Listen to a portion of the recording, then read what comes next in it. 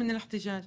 بس بالاخر احنا بنحكي عن جرائم حرب بغزه، واحنا بنحكي عن قتل ابرياء. ما احد تحدث عن جرائم حرب. لما انت بتحكي هي اسرائيليه وتقول لك جرائم حرب. كونها اسرائيليه هذا لا يعطيها ابدا يعني بس مرات الواحد بيقول يعني عيب انه عربي بيحكي هيك يعني. لا ممكن واحد من سنغافوره مثلا يكون متضامن مع شعب دارفور، هذا انا لا علاقه يعني. لا اسمح لي بس بكلمه من الناحيه القانونيه، ولو وجد صواريخ تحت المستشفى بالزبط. القانون الدولي يمنع قصف المستشفى في هيك حالة. ممنوع إنسانيا وأخلاقيا حتى ولو ما كان قانون.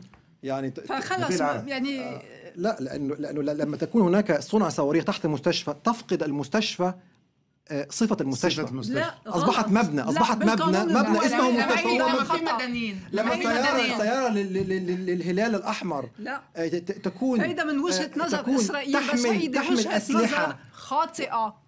لو ما كانت هالوجهة النظر خاطئة هذه أمام كاميرات العالم يا سيدي. ليش ما بتمضي معاهدة روما 1998 لو ما كان في جرائم حرب، لو ما كان في جرائم ضد الإنسانية؟